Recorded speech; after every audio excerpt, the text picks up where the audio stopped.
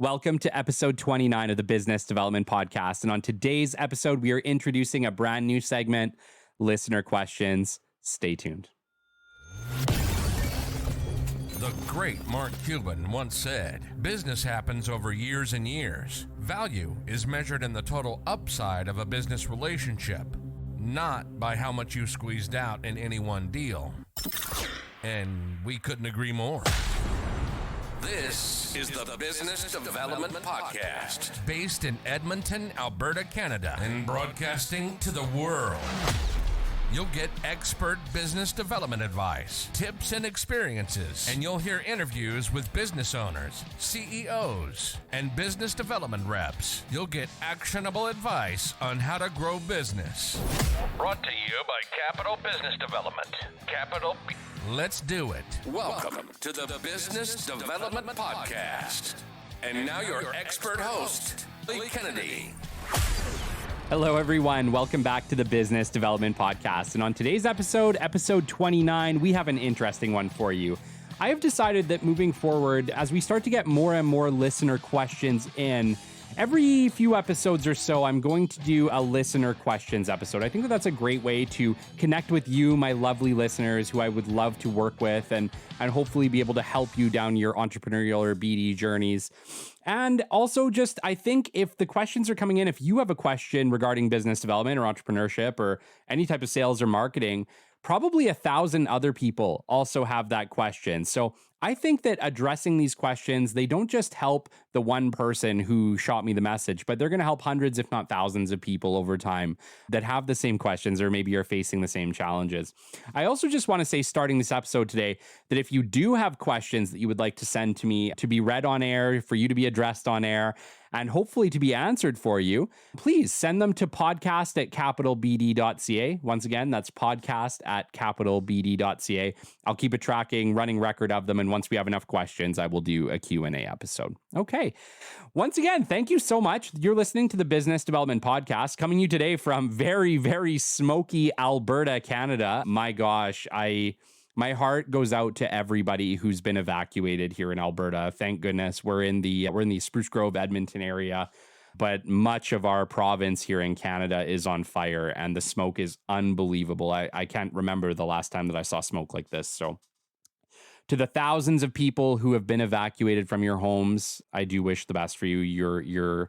You are in my prayers 100%. I cannot believe the level of fires that we're dealing with up here in Alberta, Canada right now. Not just Alberta, Saskatchewan, Alberta, British Columbia, a lot of Western Canada is on fire at the moment. And yeah, hearts and prayers to each and every one of you. And may God bless you all. I'm very sorry for your situation if you are evacuated.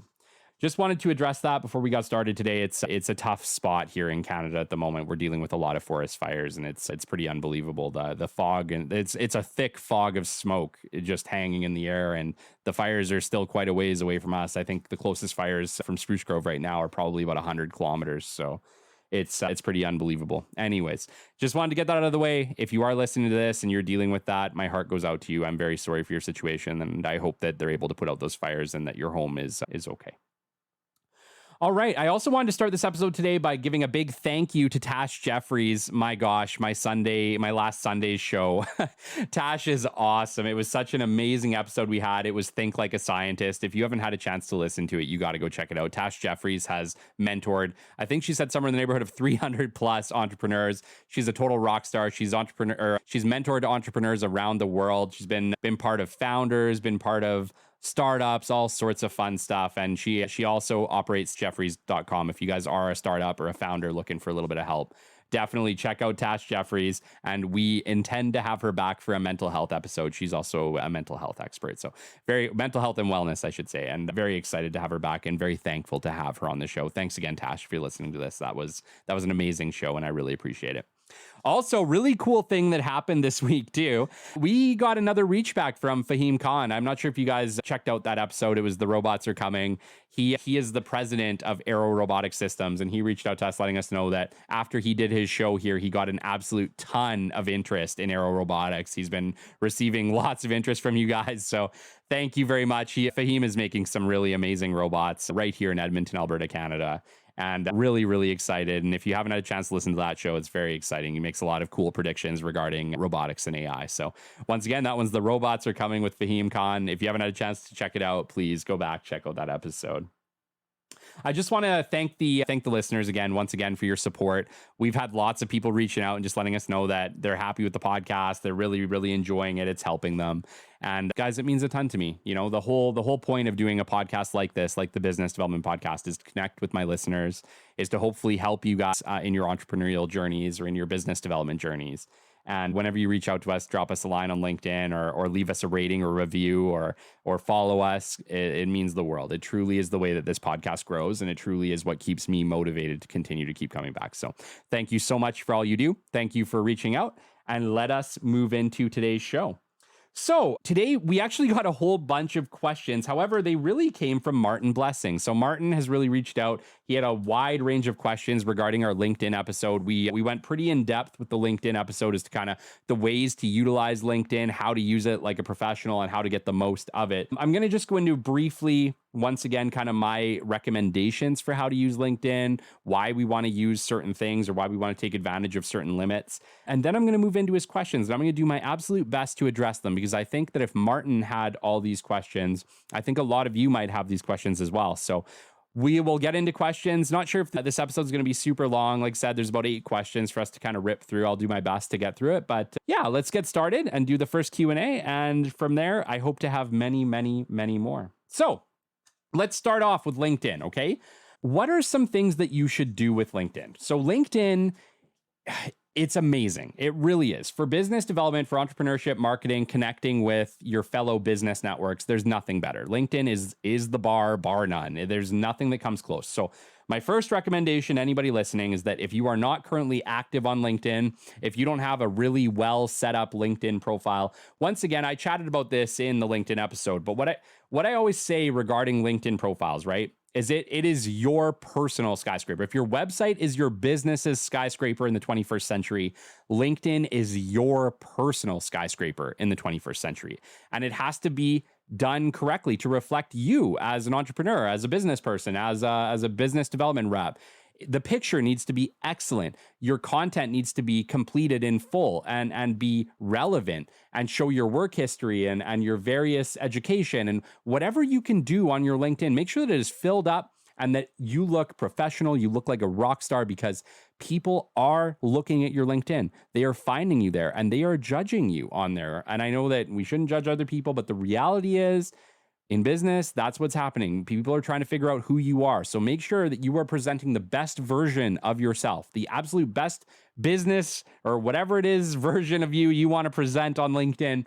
Make sure that we are presenting the absolute best version of us on LinkedIn to start with. So that means a completely completed profile, all of our relevant work history, all of our education, maybe any awards, certificates that you've won. Make sure that it's all on there so that people can look and say, oh yeah, that guy, we're going to reach out to him or we're going to accept his request because he looks like a rock star. Because most people, when you send an invite, the first thing they do before they even add you is they check your LinkedIn profile. Okay. So we want a rock star LinkedIn presence. Let's assume that we have that. Okay. What's the next thing we want?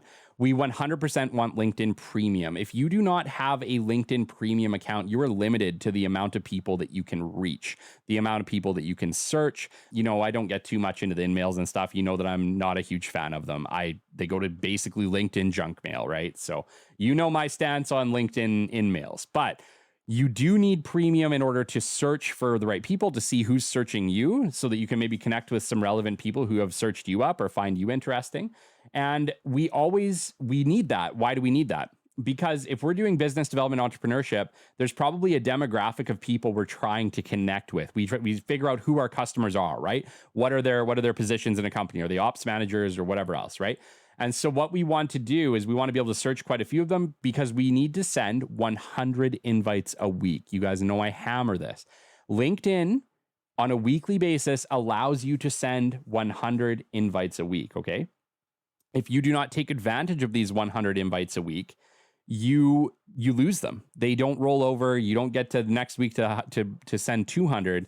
You only get 100 a week, and it resets every week. And if you don't use it, you lose it, right?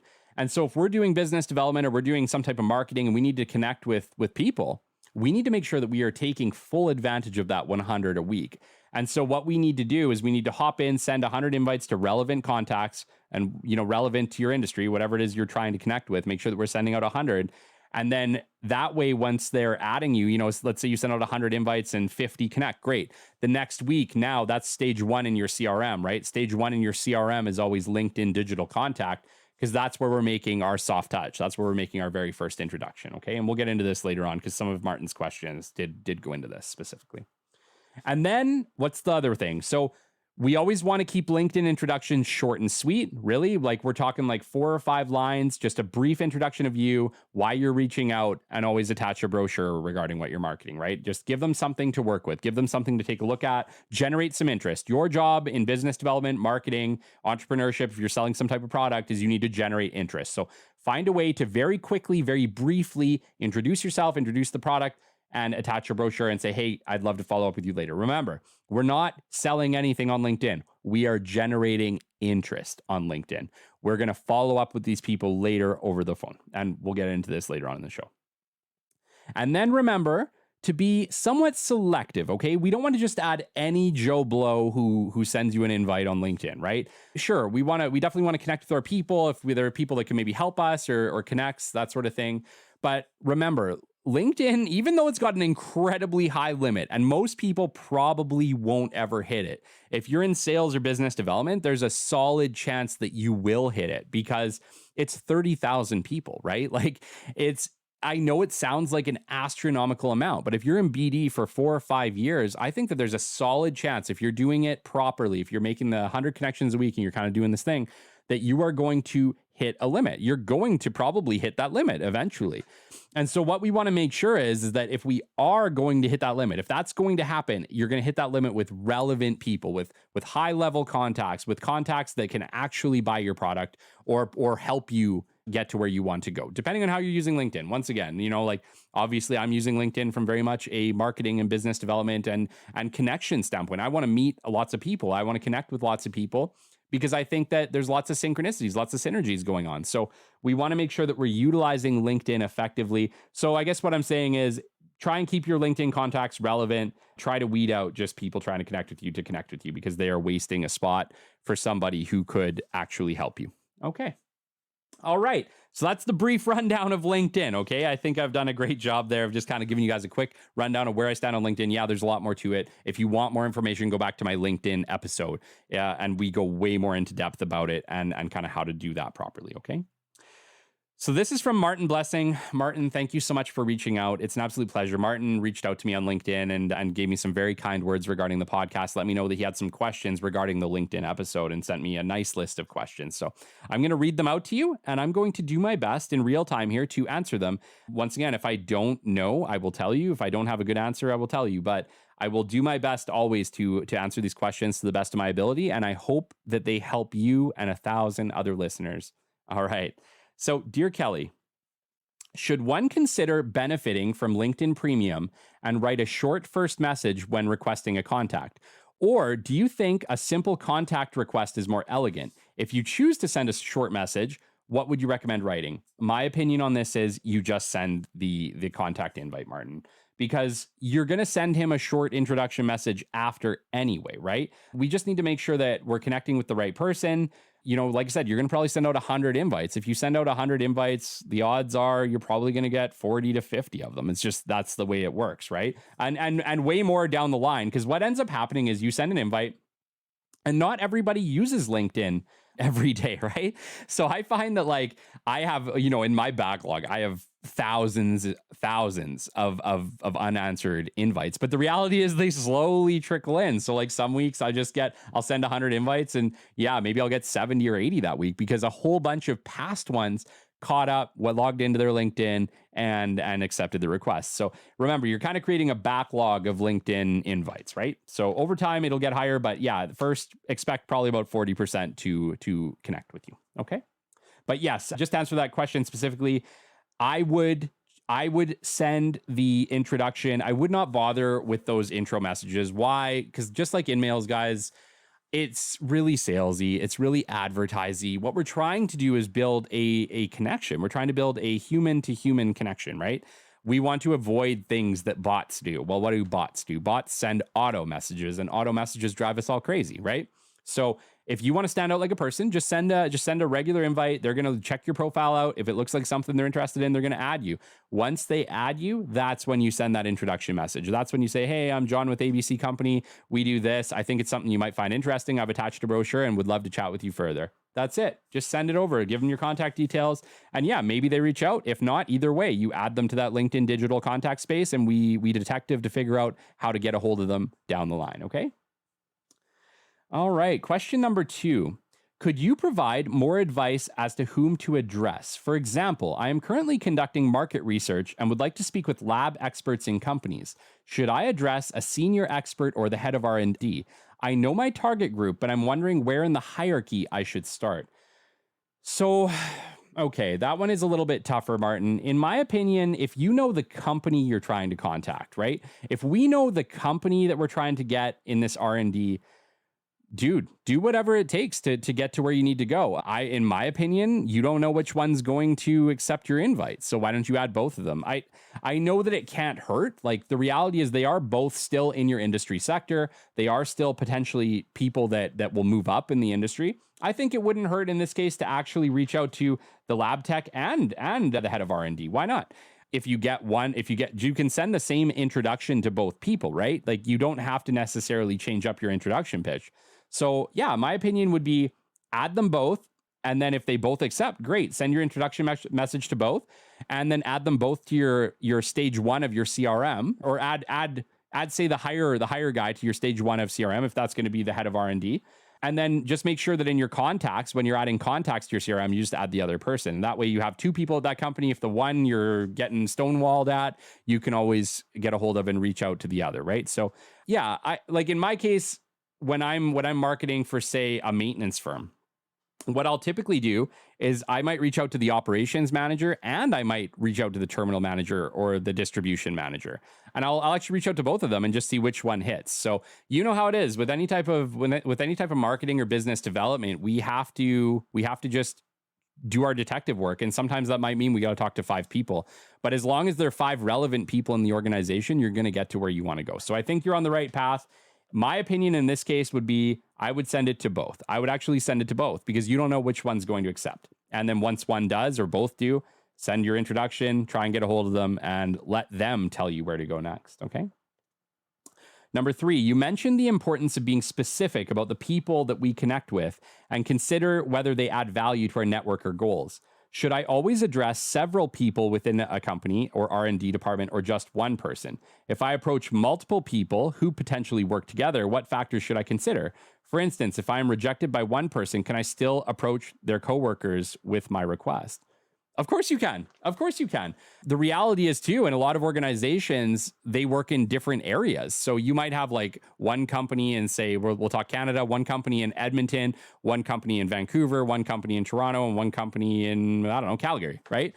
There's no guarantee that those departments work together. And actually, in most cases, they tend to run independently. So yeah, I guess what I would do is I would say, if you know that this company can service you and they have multiple locations, don't feel bad if one location shuts you down, and yeah, keep going after the other ones, because the reality is they probably make independent buying decisions. They probably do. And if you can make a connection at one, it's very likely that once you have a connection at one and whatever your product or service is maybe working or they're interested, that they can then help you to get into the other locations. So yeah, once again, I would say that if it's part of the same group, if you know that you're in the right area, you know that these are probably people that you should reach out to. Yeah, don't put all your eggs in one basket. Shoot out a wide net, right? Shoot out a wide net, and you can always remove people later. Like, that's just the truth. The reality is the limit that I talk about is 30,000 people. The odds of you getting there, if you're not in business development or marketing directly, it's going to be pretty much slim to none. So I think in your case, it might not be a big deal. It might not be a big deal to send out 100 invites to people within one organization.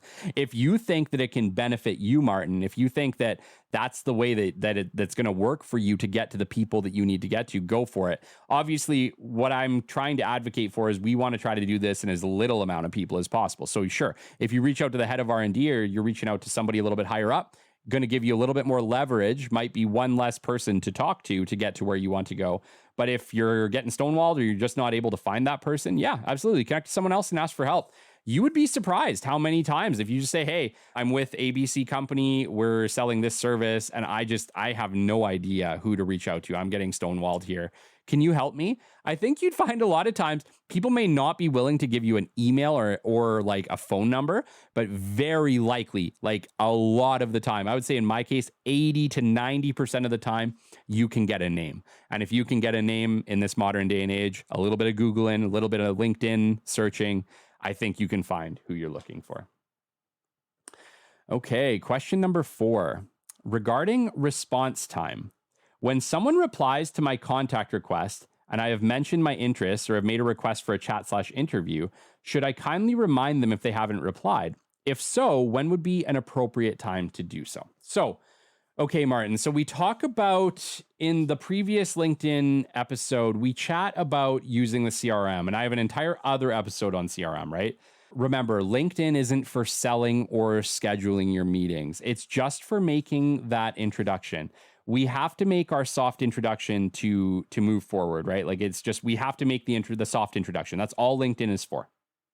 It's to make them aware of who you are so that when you do phone them or send a direct email, it's not directly cold. It's not completely cold. They've likely seen your message. They've likely looked at your brochure, and they're not completely in the dark about who you are.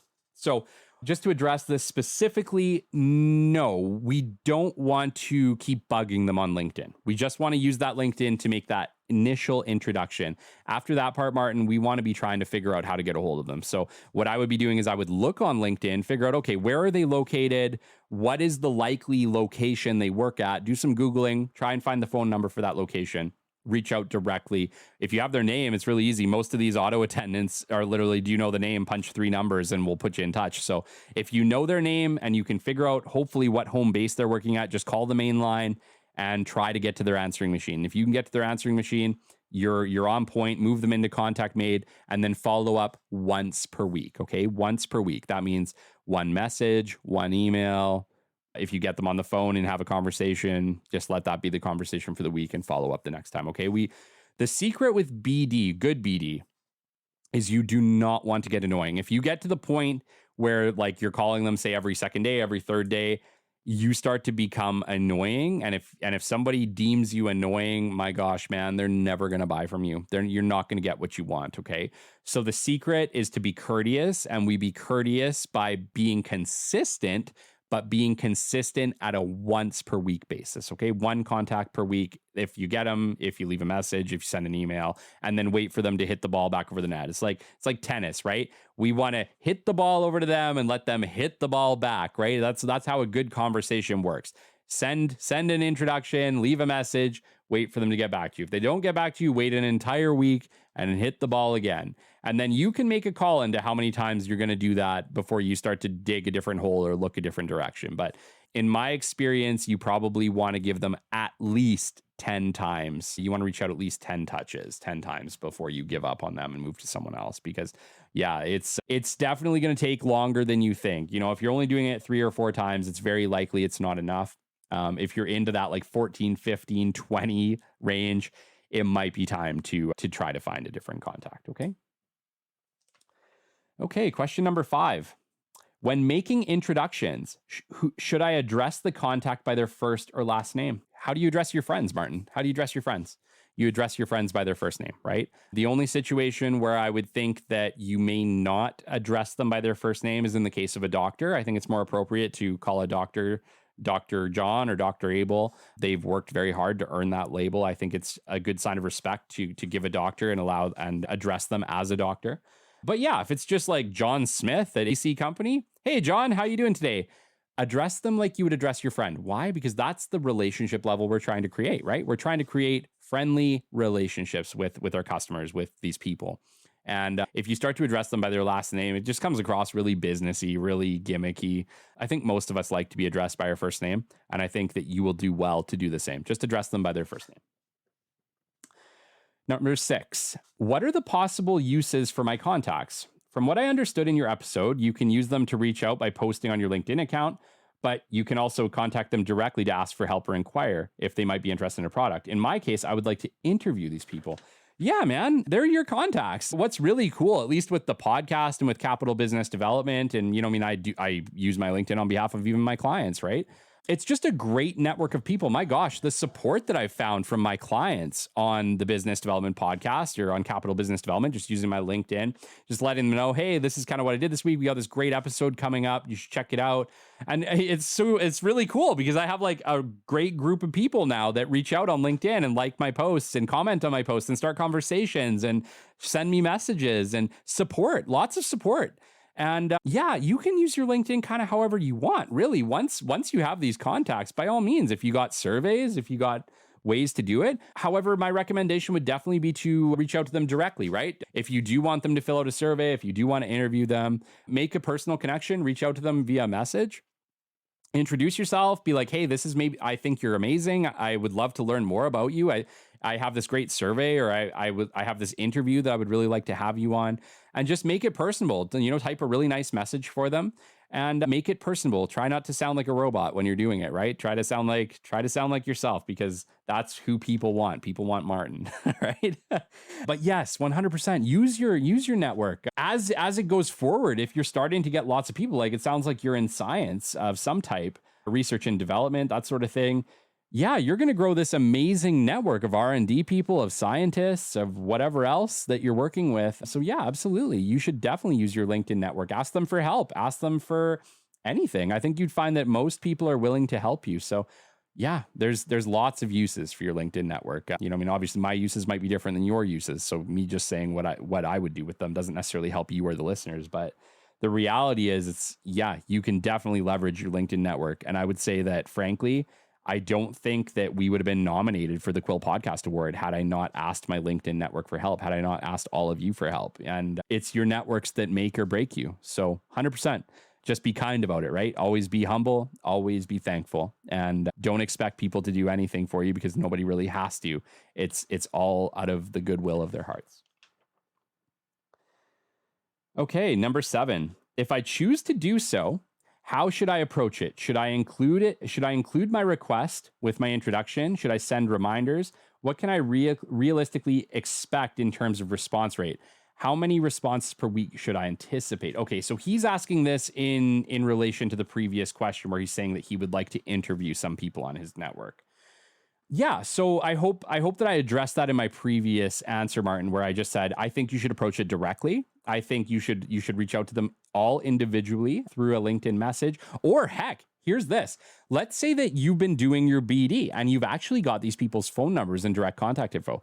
If you have their phone numbers and direct contact info, you should 100% be reaching out to them with a phone call, explaining to them, hey, I would love to interview you. I think you'd be really great for this research or for the show that I'm doing. If you're interested, do you mind if I send you an email on it? That would be a direct approach like that. If you can get them on the phone, is always going to be more effective. Heck, maybe another cool way to do it would be through a video message. We all have cell phones now, smartphones now. If you're going to be asking them for help, why don't you just shoot them a quick video message? Introduce yourself, let them big smile on your face, let them know why you'd love to interview them, and just see what kind of responses you get. But I think that if you're using a personable approach, a direct approach, whether that be a video, a phone call where they can hear your voice, where they can hear how you're feeling, and they can hear your smile. I really believe that you can hear a smile. That's going to be the best way to go about doing it, Martin. Try to contact them directly. Don't use like a blanket. Don't use like a blanket response. Don't necessarily just post on LinkedIn that you're doing interviews. I guess you could, but I think you'll get much better response rates if you just ask directly, okay? And lastly, do you have any additional tips to expedite the target identification process on LinkedIn? 100%. This is a great question, Martin, and a great question to leave off today's episode with. Okay, so I'm assuming here that you've done your research and in an organization, let's say in your case, you're looking for head of R&D. So we'll just call it like a lead R&D. Let's just call it lead R&D would be the position that you're looking for. Hop onto the LinkedIn search bar, put in quotations, lead R&D, hit enter. You're going to see a list populate up. Dude, you can search this like right down to the location you want to find lead R&Ds in. I use this regularly, and this is how I'll search up people that if I know that I'm looking for a terminal manager, I'll just put in quotations, terminal manager, I'm looking in Alberta, give me all my second and third connections, because those are the people that I'm not connected to. And then you can just rip through. You can say, yep, that company, that company, that company. You guys can add like 100 people in like, I don't know, 30 minutes. Like if you do it this way, this is a really effective blanket way to find a whole bunch of people with the right title that you might be able to effectively market your product to. Okay, that's it for Martin's messages and questions. And Martin, thank you so much. I really appreciate this. This is definitely going to be a regular segment on the show, but it's going to require your questions. So if you have enjoyed this segment, it's been very much on LinkedIn, but shoot me your questions on anything business development, entrepreneurship related. If I have an answer, if I know, I will do my best to address it in a Q&A episode such as this one. I want to give some shout outs here. We had some amazing people reach out over the last week and just send questions, send thank yous, we really appreciate your work, and I just want to address them all. So Louise McCarthy, Martin Blessing, Tatiana, Fahim Khan, and Tash Jeffries all reached out, gave me awesome feedback, let me know how they were doing, let me know how everything's going. And guys, you make my day. Every single time you guys send me lovely messages like that, it makes my day. If you've enjoyed this show today, please follow us on Apple Podcasts and Spotify, give a rating, and if you can, leave us a review. They're amazing. They help us grow our audience. And until next time, we'll catch you on the flip side. This has been the Business Development Podcast with Kelly Kennedy. Kelly has 15 years in sales and business development experience within the Alberta oil and gas industry and founded his own business development firm in 2020. His passion and his specialization is in customer relationship generation and business development. The show is brought to you by Capital Business Development, your business development specialists. For more, we invite you to the website at www.capital. See you next time on the Business Development Podcast.